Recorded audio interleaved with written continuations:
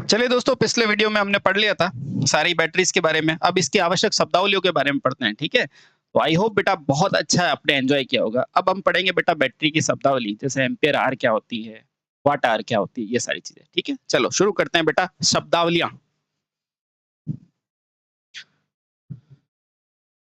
Battery संबंधित शब्दावलियां, ठीक है? चलिए बहुत बढ़िया। तो अब पहला जो अपने पास आएगा वो आएगा एम्पियर आर। पहली क्या है कि बैटरी की क्षमता क्या होती है? पहली शब्दावली क्या है? बैटरी क्षमता। बैटरी क्षमता यानी कि बैटरी की कैपेसिटी क्या होती है ना? तो लिखना बेटा इसे इसे बैटरी की कैपेसिटी यानी कि इसे सामान्यतः एम्पियर आर में व्यक्त किया जाता है। तो लिखना बेटा इसे एम्पियर आवर यानी कि एम्पियर आर में व्यक्त किया जाता है, में व्यक्त किया जाता है जाता है। क्लियर? पहला क्लियर हो गया बेटा। इसे एम्पियर आर में देखो बेटा, एम्पियर के लिए इतने घंटे तक, है ना? इसका मतलब समझो बेटा, 6 एम्पियर आर का मतलब क्या है? या तो बेटा इसका मतलब ये 6 एम्पियर यानी कि 6 एम्पियर की धारा 1 घंटे तक। इसका मतलब ये भी हो सकता है बेटा 1 एम्पियर की धारा 2 घंटे तक, है ना? तो ये ध्यान रखना बेटा, ये इसका मतलब ध्यान रखा करो। ठीक है? बहुत बढ़िया। अब देखो, यह क्या है बेटा? बैटरी की क्षमता है, इसे एम्पियर इंटू घंटे लिखा जाता है। तो लिखना बेटा क्षमता बराबर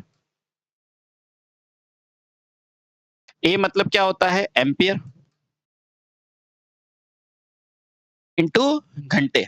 यानी कि बेटा अगर मान लो 12 एम्पियर की है, 12 क्षमता है, तो बेटा 12 एम्पियर 1 घंटे के लिए भी हो सकता है, 6 एम्पियर 2 घंटे के लिए भी हो सकता है। इस तरह बेटा फैक्टर्स हो सकते हैं। ठीक है? बहुत बढ़िया।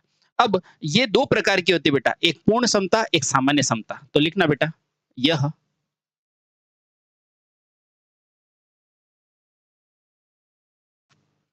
यह 2 प्रकार की होती है।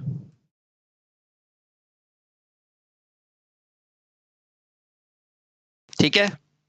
पहली क्या होगी बेटा? पूर्ण क्षमता।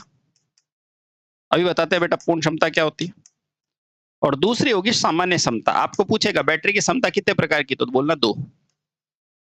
सामान्य क्षमता यानी कि जनरल कैपेसिटी और होल कैपेसिटी। ठीक है? ये 2 शब्द है। ठीक है? तो पहले पढ़ते हैं बेटा ये पूर्ण क्षमता क्या होती है। ठीक है? हाँ, पहला पढ़ेंगे बेटा पूर्ण क्षमता।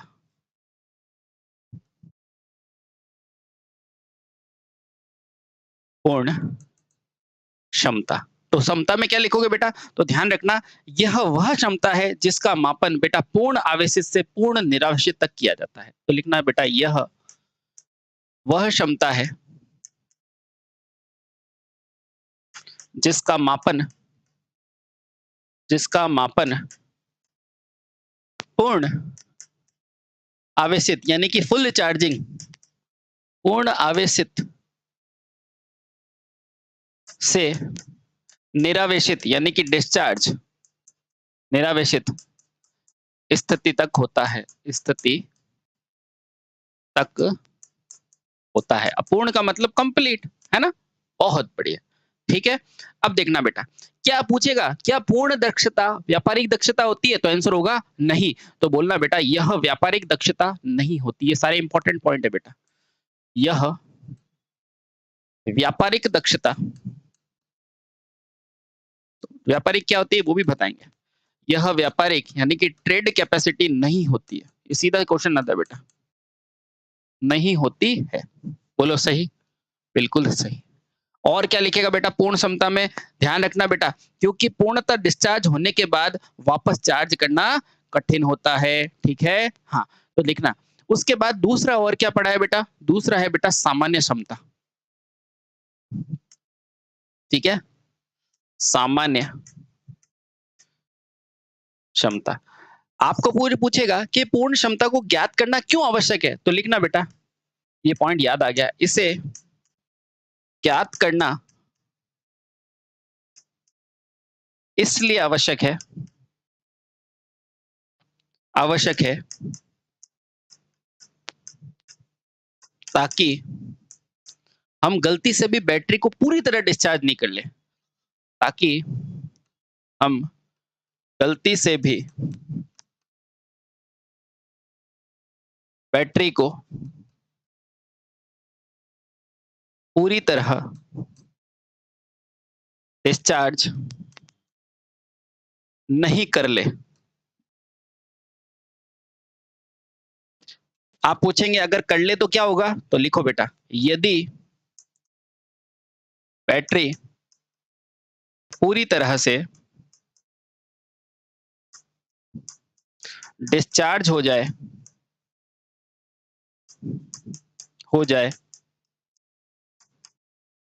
तो वापस चार्ज करना बहुत मुश्किल होता है। कभी-कभी बेटा बैटरी 0 पे हो जाती है, तो आप कितनी मुश्किल से उसको चार्ज करते हो ना, फिर उसको झटके लगाने पड़ते हैं, बहुत सारी चीज़ें करनी पड़ती है, जब जाके वो चार्ज होती है ना, उसको कहते हैं बेटा डेड अवस्था, ठीक है? तो लिखना, यदि पूरी तरह से डिस्चार्ज नहीं नहीं कर ले, यदि बैटरी पूरी तरह से डिस्चार्ज हो जाए, तो बेटा वापस उसे चार्ज करना क्या होता है बेटा? मुश्किल होता है।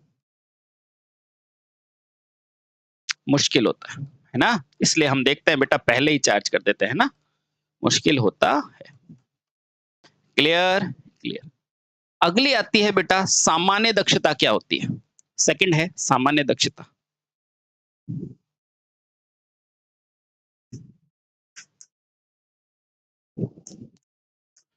सामान्य दक्षता क्या होती है ना? सामान्य दक्षता। इसमें क्या लिखना है बेटा? पूर्ण चार्ज से 1.8 वोल्ट तक मापी गई क्षमता क्या कहलाती है? 1.8 क्या होती है बेटा?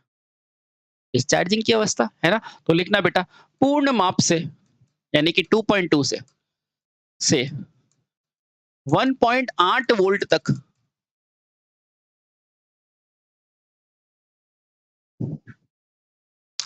मापी गई माप क्या बताती है बेटा? सामान्य दक्षता बताती है।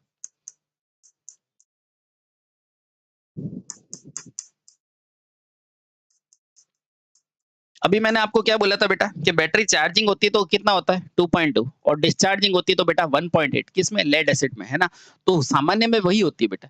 ये पूर्ण चार्ज से 1.8 क्षमता जहां तक मापी जाती है ना बेटा उसे कहते हैं सामान्य क्षमता। ठीक है, यानी कि नॉर्मल। ठीक, चलिए बहुत बढ़िया।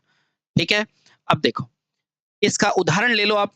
इसका उदाहरण क्या लोगे? यदि बेटा आपके पास इसका एग्जाम्पल ले लो, एक क्वेश्चन दे दिया कि यदि आपके पास क्या है बेटा 72 हार्स पावर एम्पियर आर की बैटरी है,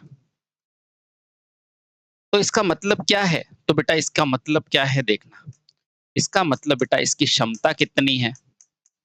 इसकी क्षमता है 72 एम्पियर इंटू आर, है ना। तो बेटा कौन कौन सी बैटरी हो सकती है? तो ध्यान रखना बेटा, ये बैटरी ये भी हो सकती है यदि 8 एम्पियर की बैटरी है और बेटा 9 घंटे चल रही है। ये बैटरी बेटा ये भी हो सकती है कि 12 एम्पियर की बैटरी है और बेटा 6 घंटे चल रही है। क्योंकि देखो 8 नम 72, 12 छिंग 72। और क्या हो सकता है सर? और क्या हो सकता है? और कुछ भी ले लो, जैसे कि अगर 6 एम्पियर की बैटरी है और बेटा 12 घंटे चल रही है। ठीक है, अब एक इंपॉर्टेंट क्वेश्चन आता है, सर मैं घंटों की माप अधिकतम कितनी ले सकता हूं? तो ध्यान रखना बेटा सामान्य कार्य क्या होता है 8 घंटे का होता है। तो यहां पर ध्यान रखना बेटा, क्योंकि सामान्य कार्य की सामान्य कार्य 8 घंटे की शिफ्ट में होता है। भाई कोई भी फैक्ट्री होती है उसमें 8 घंटे की शिफ्ट होती है कि नहीं होती है? शिफ्ट में होता है। अतः अतः सामान्यतः ना दिया हो प्रश्न में, ना दिया हो तो घंटे की संख्या कितनी मानेंगे बेटा? 8 आवर्स मानते हैं। ठीक है, तो 8 आवर्स के हिसाब से बेटा कार्यालय के लिए ये मान कितना हो जाएगा? तो कार्यालय के लिए अगर बेटा 72 एम्पियर आर की मेरे पास बैटरी है तो मैं क्या कह सकूंगा? ये 8 घंटे चलेगा। तो बेटा 8 का पहाड़ा देखो, 8 नम 72, इसका मतलब 9 एम्पियर की धारा ये 8 घंटे तक दे रही होगी। बोलो समझ में आया? आ गया, आ गया। बिल्कुल आ गया। अब देखो, जब आपने बेटा सामान्य क्षमता पढ़ ली, आपने पूर्ण दक्षता पढ़ ली, अब बेटा अपन क्या पढ़ेंगे?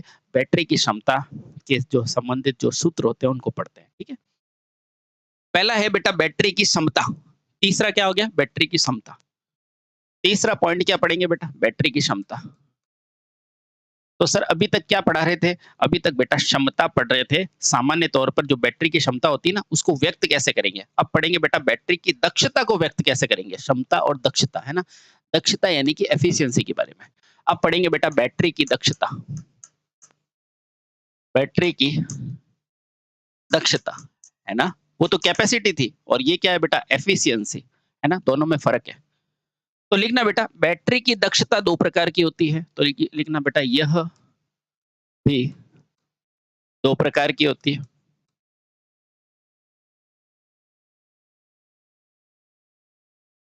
ठीक है? बहुत बढ़िया। कौन-कौन सी होती है? तो बेटा बोलना, पहली एम्पीयर घंटा दक्षता और दूसरी होती है वाट आवर दक्षता। पहली क्या होती है बेटा? अब इसका मतलब बेटा ये सामान्य दक्षता है ना, ये व्यापारिक है, ध्यान रखना। मैं लिख देता हूँ फिर कन्फ्यूज़ हो जाओगे। व्यापारिक है, ठीक है? अब देखना बेटा, ये दक्षता क्या होती है? 2 प्रकार की होती है। पहली एम्पीयर घंटा दक्षता, जिसे बेटा क्या बोलते हैं? Efficiency, am efficiency. और दूसरा होता है बेटा वाट आवर दक्षता। दक्षता। इसके मध्य रिलेशन भी होता है बेटा, कौन ज़्यादा होता है, कौन कम होता है, हर चीज़ डिस्कस कर लेंगे, ठीक है? चलिए, पहला क्या पढ़ेंगे बेटा? एम्पीयर घंटा दक्षता, उसके बाद सबको कंक्लूड कर देंगे, है ना? पहला एम्पीयर घंटा दक्षता। सबसे पहले तो बेटा इसे दर्शाते किससे हैं? तो हम सभी को पता है बेटा दक्षता को किससे दर्शाया जाता है? तो आप कहेंगे सर दक्षता को एफिशिएंसी से दर्शाते हैं। बोलो हाँ, ठीक है? तो बेटा लिखना इसे इसे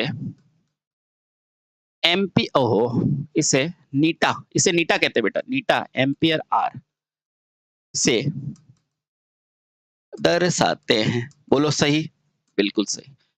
अभी देखना बेटा आप खुद ही लिखोगे, ठीक है? हाँ। यहाँ पे फिर से लिख दो बेटा, ये नीटा एम्पियर आर और ये क्या है बेटा? प्रतिशत।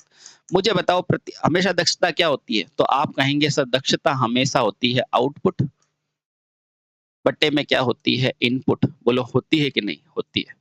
इनटू में 100 होती है। मुझे बताओ एक बैटरी में इनपुट क्या है? तो आप कहोगे बैटरी को चार्ज करना इनपुट है और बैटरी को डिस्चार्ज करना क्या है? आउटपुट है। बोलो कम समझ में आया? आया। बैटरी में चार्ज करना क्या है? इनपुट है। बैटरी में चार्ज इनपुट है। तो सिंपल सा देखो आउटपुट क्या है बेटा? डिस्चार्जिंग। क्या है? डिस्चार्जिंग। इनपुट क्या है बेटा? चार्जिंग। और तो और बेटा ये चार्जिंग कौन सी है? एम्पियर घंटा। तो बेटा यहाँ पर भी लिख देंगे एम्पियर आर। ये भी हो जाएगा एम्पियर आर। हिंदी में लिख दो क्या? चार्जिंग एम्पियर आर बटे डिस्चार्जिंग एम्पियर घंटे इनटू में 100। बोलो बेटा अब आपको इससे सरल तरीके से तो क्या बताया जाए? ठीक है, बहुत सही। समझ में आया? ठीक है, बहुत सही। अब देखो बेटा, इसीलिए थोड़ा और गणितीय रूप में लिखें तो बेटा इसको ऐसे लिख सकते हैं।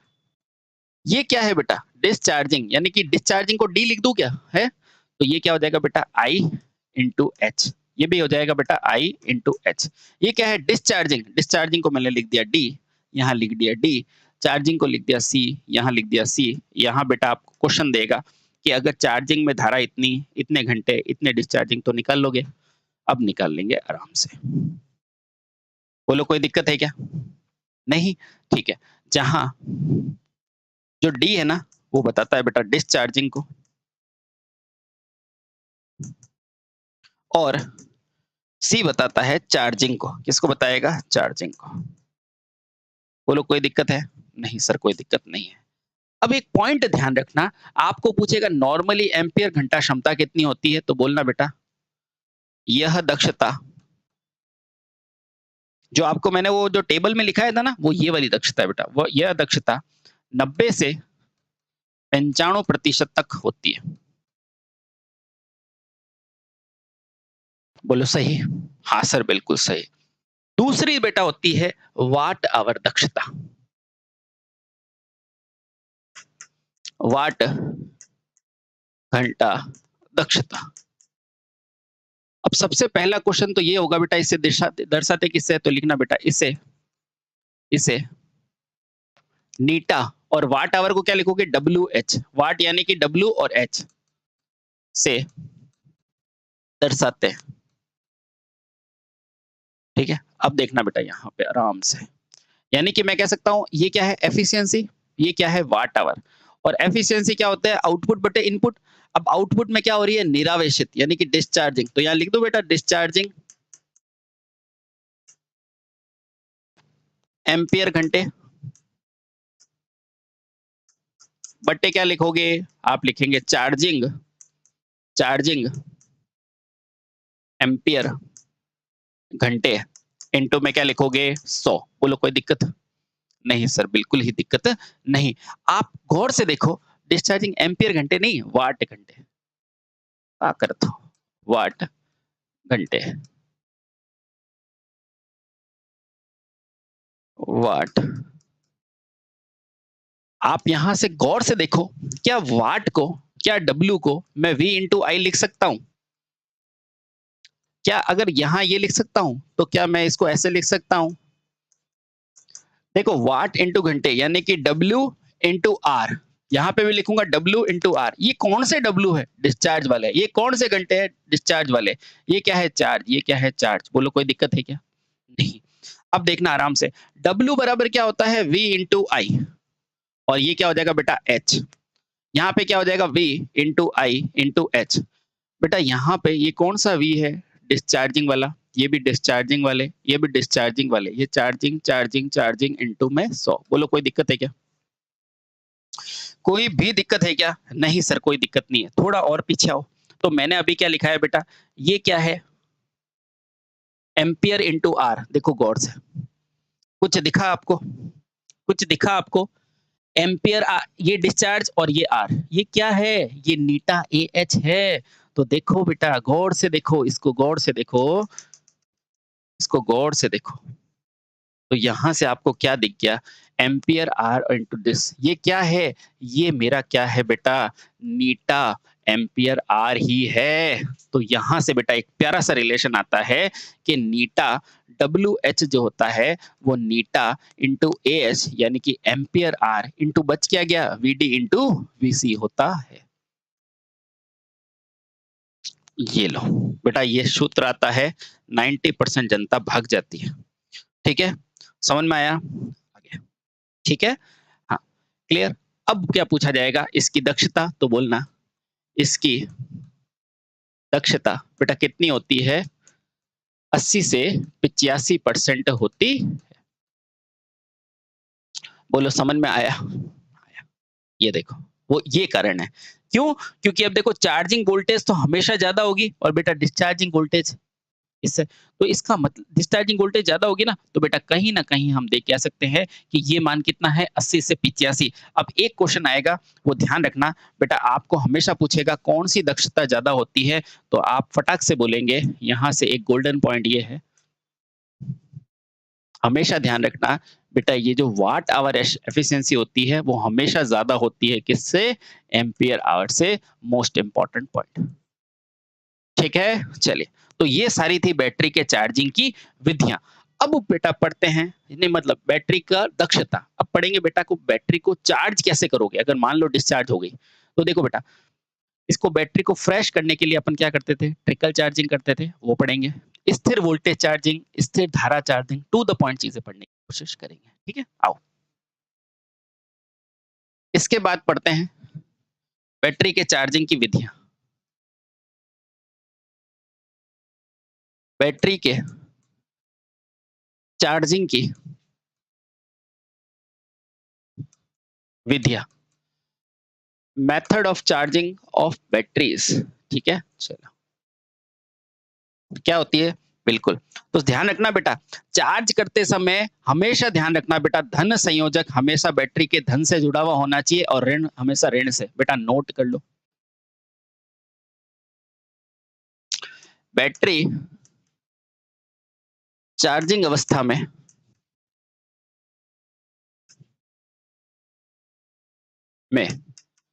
देखो बेटा, ऐसे बना लो सीधा। ये क्या है बेटा? बाहर से बैटरी है। ये कौन सी है बेटा? स्रोत की बैटरी। स्रोत क्या होती है बेटा? जिससे चार्ज करोगे, स्रोत। हमेशा क्या होगा, अगर मान लो बेटा ये मेरी बैटरी है, ये मेरी एक बैटरी है मान लो, ऐसी एक बैटरी मान लो, ठीक है? ये बैटरी का धन सिरा है और ये ऋण सिरा है ना? ये बैटरी है जिसको मुझे चार्ज करना है। तो हमेशा ध्यान रखना बेटा, ये जो धन सिरा है ना, इसको हमेशा बैटरी के धन से जोड़ोगे और ऋण को हमेशा ऋण से जोड़ोगे, तब जाके बैटरी क्या होगी मेरी? चार्ज हो जाएगी। बोलो कोई दिक्कत है क्या? नहीं। बैटरी तब चार्ज होगी, बैटरी चार्जिंग की अवस्था में बेटा क्या होना चाहिए कि जो धन सिरा होना चाहिए, वो हमेशा बैटरी के धन से होना चाहिए जुड़ा। और ऋण होना चाहिए, वो बैटरी के ऋण से होना चाहिए। और अगर आपको सस्ते कंसेप्ट चाहिए, तो बेटा आप ये भी कह सकते हो फॉरवर्ड बायस होनी चाहिए। ठीक है? वैसे आप इसको याद करोगे ज़्यादा अच्छा है। ठीक है? ये बैटरी है, बेटा इसको चार्ज करना है, तो धन सिरा हमेशा किससे कनेक्ट होना चाहिए? धन से होना चाहिए बैटरी का और ऋण ऋण से होना चाहिए। बोलो ठीक है? बिल्कुल ठीक है। अब चार्जिंग की बेटा अलग-अलग विधियाँ होती है। मुख्यतः हमें 3 प्रकार की चार्जिंग विधियाँ पढ़नी चाहिए, है ना? सबसे पहले स्थिर धारा, ठीक है? आओ। पहली जो चार्जिंग की विधि है, वो कौन-सी है? स्थिर धारा विधि। स्थिर धारा चार्जिंग विधि। अब नाम से नहीं पता चल रहा बेटा कुछ? कुछ नाम से पता चल रहा है इसके? हैं? बिल्कुल पता चल रहा है। तो बेटा इस विधि में धारा का मान कैसा रखा जाता है? नियत रखा जाता है। तो लिखना बेटा, चार्जिंग की इस विधि में धारा का मान धारा का मान क्या रखा जाता है बेटा? नियत। और नियत को क्या कहेंगे? कांस्टेंट या फिक्स, है ना? फिक्स नियत रखा जाता है। रखा जाता है। ठीक है? अगला, इस विधि में बेटा क्या होता है? इसका मान प्रारंभिक एम्पीयर क्षमता का 10वां भाग होना चाहिए। कहना क्या चाहते हैं? कहना ये चाहते हैं बेटा 10% होना चाहिए। स्थिर धारा यानी कि कांस्टेंट धारा, है ना? तो लिखना बेटा, यह धारा का नियत मान, ये सीधा-सीधा क्वेश्चन पूछता है बेटा, मोस्ट इंपोर्टेंट है। यह नियत धारा क्या होनी चाहिए बेटा? 10% होनी चाहिए या फिर एम्पीयर आवर क्षमता का क्या होना चाहिए बेटा? प्रारंभिक एम्पीयर क्षमता का 10वां भाग होना चाहिए। यह नियत मान प्रारंभिक यानी कि शुरुआती एम्पीयर आर का, बेटा अगर आपको लिखे 10% तो भी सही है, और अगर आपको लिखे 10वां भाग तो भी सही है। 10वां भाग होना चाहिए। ठीक है? यानी आपको पूछेगा कितनी सप्लाई दे, फिक्स दे, तो आप बोलना 10% दे दो, है ना? इसके अलावा बेटा 0.1 दे तो भी सही है ना? ठीक है? 0.1 तो ये भी सही है। ठीक है? किसका? प्रारंभिक क्षमता का। बहुत बढ़िया। इसी तरह बेटा एक आती है स्थिर वोल्टता चार्जिंग, है ना? तो अगली लिखेंगे बेटा स्थिर वोल्टता विधि। दूसरा लिखेंगे स्थिर वोल्टता विधि। ठीक है? अब नाम से नहीं पता चल रहा है इसमें क्या हो रहा है? इसमें वोल्टेज को क्या रखा जाता है? कांस्टेंट। अब ध्यान रखना बेटा, इस विधि में विद्युत वाहक बल का मान नियत रखा जाता है। इस विधि में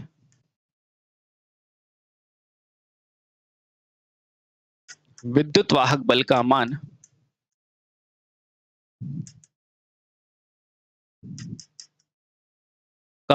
कैसा रखा जाता है? नियत रखा जाता है। नियत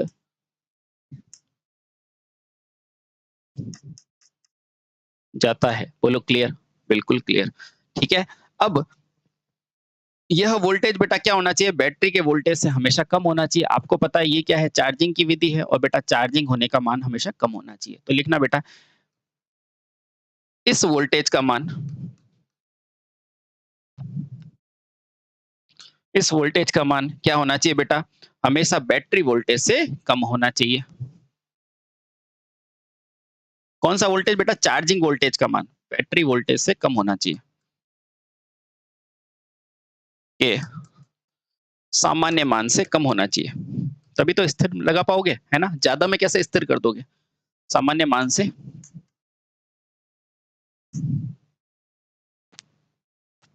इस वोल्टेज का मान बैटरी वोल्टेज के सामान्य मान से कम होना चाहिए। ठीक है? ये सब बेटा चार्जिंग की विधियां हैं, बैटरी को कैसे चार्ज किया जाएगा। ठीक है? और लास्ट जो आपकी फेवरेट है वो क्या है? Trickle charging. इसका प्रयोग क्या होता है बेटा? लंबे समय तक बैटरी को चलाते नहीं है तो बैटरी के अंदर का जो सल्फेट है वो गाढ़ा हो जाता है। उसके लिए बेटा अपन क्या किया जाता है? लंबे समय के लिए क्या करते हैं? ट्रिकल चार्जिंग करते हैं, तो उसको पढ़ते हैं। तो तीसरी महत्वपूर्ण है ट्रिकल चार्जिंग।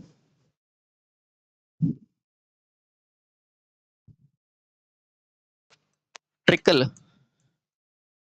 चार्जिंग, है ना? Trickle charging. सबसे पहले तो पूछेगा बेटा इसे करोगे क्यों? तो इसे लिखना बेटा, इसे क्या होता है बेटा? यदि बैटरी यदि बैटरी लंबे समय तक बेटा कार्य में ना ली जाए तो बेटा इसे 2 से 3% पर चार्ज किया जाता है, तो इससे क्या हो जाता है? ट्रिकल चार्जिंग किया जाता है। यदि बैटरी को बैटरी को लंबे समय तक लंबे समय तक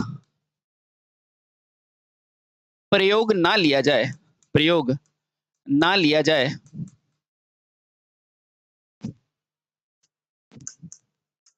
तो इसका इलेक्ट्रोलाइट, अब इलेक्ट्रोलाइट कौन सा होता है बेटा? सल्फ्यूरिक एसिड, और सल्फ्यूरिक एसिड क्या होता है? H2SO4, और H2SO4 में क्या होता है? सल्फर, है ना? तो इसका इलेक्ट्रोलाइट क्या हो जाता है बेटा? गाढ़ा हो जाता है, गाढ़ा हो जाता है ना? अतः इसे पुनः सुचारू करने के लिए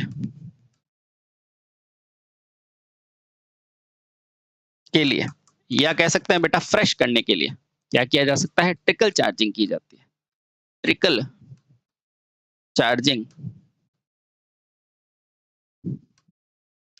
अब जैसे स्थिर धारा में क्या करते थे? 10% देते थे, स्थिर वोल्टता में भी लगभग 10% वोल्टता देते थे। बेटा इसमें क्या करेंगे? कम मान की धारा को लंबे समय तक प्रवाहित की जाएगी। तो लिखना बेटा, यह धारा यानी कि यह चार्जिंग की धारा 2 से 3% तक होती है। तो लिखना बेटा, यह चार्जिंग धारा क्या होती है बेटा? 2 से 3% तक होती है। और एक और मजे की बात यह है कि ये जो चार्जिंग धारा है ना बेटा, सप्ते भर चलती है। मतलब सप्ते 10 दिन, जब तक बैटरी सही नहीं हो जब तक चलती रहती है, क्योंकि मान ही बहुत कम है, पर इसमें सही हो जाती है बैटरी, ये गारंटी होती है।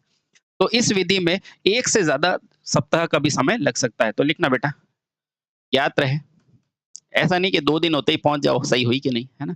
तो ज्ञात रहे इस विधि में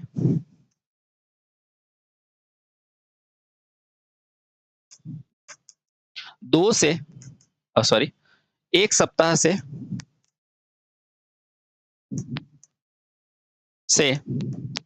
ज्यादा का समय भी लग जाता है।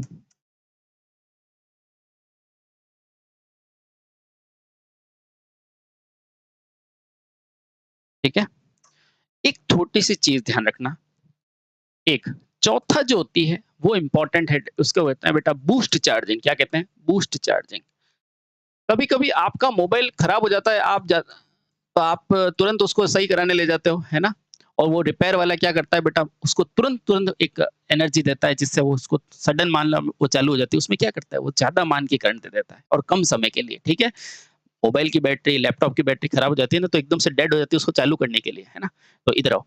तो यहां से बेटा बूस्ट को ऐसे ध्यान रखो, बूस्ट का उल्टा क्या होता है बेटा? ट्रिकल होता है। इसका उल्टा क्या होता है? इसका उल्टा होता है ना भाई, बूस्ट का उल्टा क्या होगा? ट्रिकल। Trickle charging. ठीक है? इसको ऐसे याद करो, आपको सिर्फ काम पूछेगा इसलिए मैं याद करा रहा हूं। ठीक है? ट्रिकल में क्या करते हैं बेटा, कम धारा होती है, कम धारा होती है, वह समय क्या होती है बेटा, बहुत ज्यादा होता है, समय ज्यादा, है ना। तो मुझे खुद बता दो इस बूस्ट चार्जिंग में क्या होगा, तो आप खुद ही कह दोगे सर इसमें कम धारा होती है और ज्यादा समय होता है, इसमें क्या होती है, धारा ज्यादा होती है, धारा ज्यादा होती है और कम समय के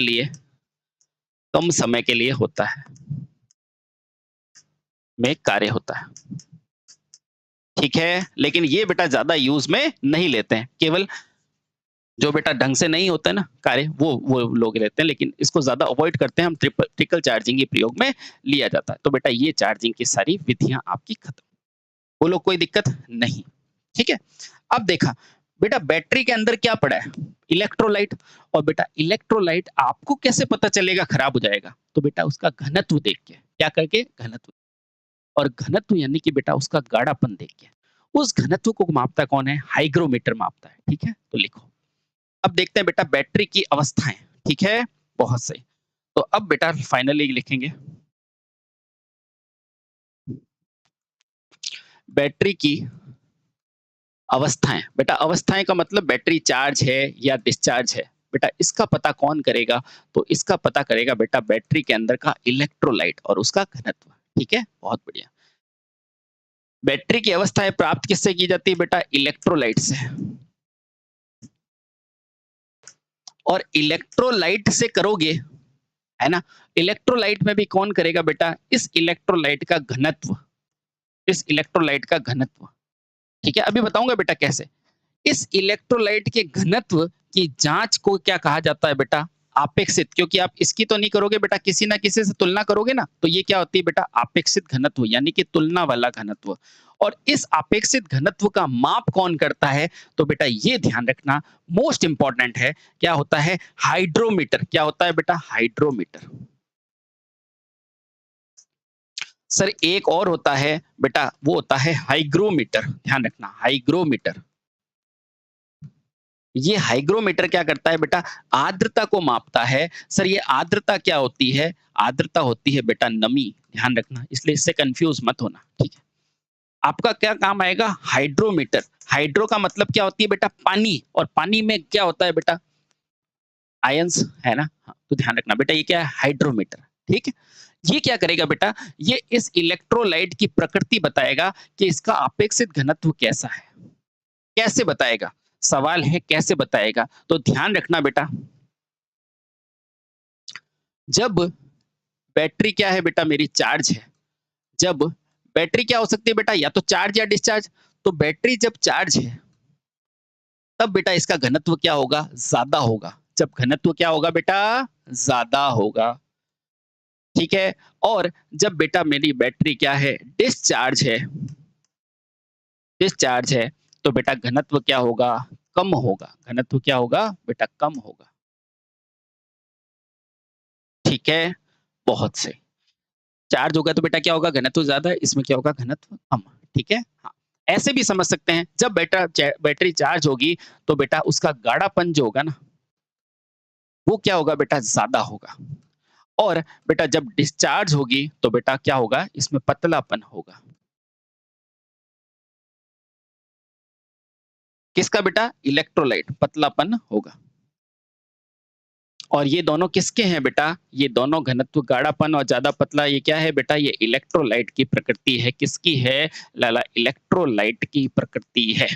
समझ में आया, समझ देखो बैटरी की अवस्था क्या होगी बेटा, चार्जिंग डिस्चार्जिंग की, जब चार्ज होगा तो बेटा घनत्व ज्यादा, डिस्चार्जिंग में घनत्व कम, जब घनत्व ज्यादा होगा बेटा गाढ़ापन ज्यादा होगा, उसमें गाढ़ापन कम होगा। इसका माप किससे करते हैं, तो हाइग्रोमीटर से करते हैं, ध्यान रखना, हाइड्रोमीटर से करते हैं। हाइग्रो तो बेटा आर्द्रता मापता है, ध्यान में। अब मैं फाइनली बेटा एक टेबल बना के आपको कंक्लूड कर देता हूँ, कंक्लूड यानी कि समावेश कर देता हूँ, आ जाओ, लो भैया। तो सबसे पहले लिखेंगे बेटा कितनी अवस्थाएं होती है, तो बैटरी की मूलतः 3 अवस्थाएं होती है, तो लिख लो बेटा, बैटरी की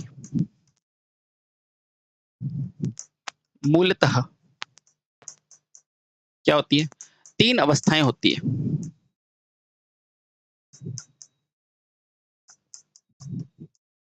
ठीक है। ये डायरेक्ट यहां से क्वेश्चन उठेगा, तो लिखो सबसे पहले क्रम संख्या, ठीक है। उसके बाद क्या लिखोगे? पूर्ण चार्ज की अवस्था, पूर्ण चार्ज अवस्था।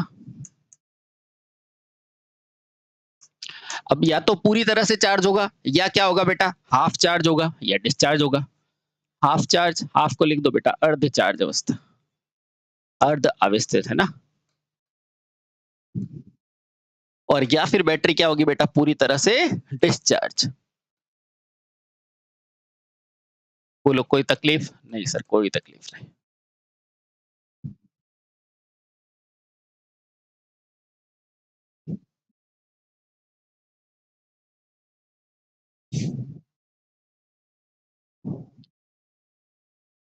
ये लो भैया, तो पहला क्या हो जाएगा, पूर्ण चार्ज की अवस्था में क्या होगा, डिस्चार्ज की अवस्था में क्या होगा, अर्ध चार्ज की अवस्था में क्या होगा। तो पहला ध्यान रखना बेटा, बैटरी का विद्युत वाहक बल पूछा जाता है, तो पूर्ण चार्ज की अवस्था में कितना होता है, 2.2 वोल्ट। पूर्ण चार्ज की अवस्था में विद्युत वाहक बल कितना होता है बेटा, तो 2.2 वोल्ट। और ये वोल्ट क्या है, ये वोल्ट है सर प्रति सेल, यानी कि एक सेल में इतना है, और सेलों को जैसे ही जोड़ते हैं तो क्या बनती है, बैटरी। समझ में आया? बहुत बढ़िया। ये सब बेटा किसके लिए, लेड एसिड के लिए, ध्यान रखना, क्योंकि ज्यादातर यूज किसको करते हैं, इसी को। अब देखो, आधा चार्ज होगा जब विद्युत वाहक बल कितना होगा, 2 से 2.15। तो बेटा इस अवस्था में विद्युत वाहक बल कितना होगा, कितना होगा, 2.2 से 2.15 वोल्ट। बोलो कोई दिक्कत नहीं? सर कोई दिक्कत नहीं है। ठीक है, बहुत सही। अब जब बैटरी बेटा पूरी तरह से डिस्चार्ज हो जाएगी तो उस समय विद्युत वाहक बल कितना होता है, 1.8 या फिर आप 2 ले लो, कोई दिक्कत नहीं। विद्युत वाहक बल ये भी प्रति सेल है ना, प्रति सेल कितना हो जाएगा, यहां पर 2 से 1.8 वोल्ट प्रति सेल। बेटा जो भी आपको एग्जाम में दे वो सही मानना, ठीक है। अगर 1.8 दे तो भी सही है, 2 दे तो भी सही है। बोलो ठीक। चलिए तीसरा पूछेगा, क्या पूछेगा बेटा, इसमें इलेक्ट्रोलाइट की स्थिति क्या होती है, थोड़ा सा बड़ा ब्लॉक बना देते। दूसरा आपको ये पूछता है कि अपेक्षित घनत्व कितना होता है, तो बेटा जब चार्ज होगा तो कितना होता है, 1.25 से 1.28। अपेक्षित घनत्व किसका होता है, इलेक्ट्रोलाइट का। क्या मान होगा अपेक्षित घनत्व का, 1.25 से लगाकर 1.28। बहुत आसान है बेटा, याद हो जाएगा। अपेक्षित घनत्व मध्य चार्ज के लिए क्या हो जाएगा, 1.2 से 1.25, 1.2 से 1.25, ठीक है। इसके लिए अपेक्षित घनत्व कितना हो जाएगा, ये 1.5 है ना, तो 1.25 से कितना ले लो इसको, 1.1 ले लो, ठीक है। तो कितना हो जाएगा, 1.20, या थोड़ा उल्टा लिख देते हैं इसको, 1.20 से 1.25 तक हो सकता है, ठीक है। और इसके लिए कितना हो जाएगा बेटा, अपेक्षित विद्युत वाहक बल, अपेक्षित घनत्व, ठीक है, यहाँ पे 2 ही लिख दो, वोल्ट प्रति सेल। इसका अपेक्षित घनत्व कितना हो जाएगा, 1.8 से कम, ठीक है। Clear, clear. अब बेटा एक इंपॉर्टेंट है जो आपको हमेशा याद रखना है, सीधा नंबर पूछेगा, चार्जिंग की अवस्था में क्या होता है, तो ध्यान रखना बेटा, पूर्ण चार्ज की अवस्था में बैटरी से बुलबुले निकलते हैं, यही इसकी पहचान है। तो लिखना बेटा, पूर्ण चार्ज की अवस्था में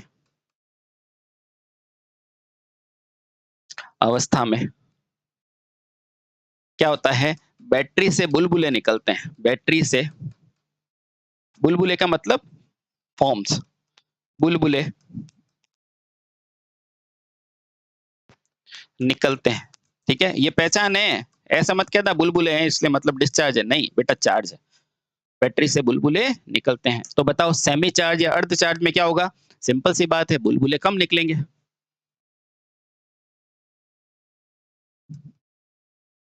बुलबुले कम निकलते हैं। किससे कम निकलते हैं?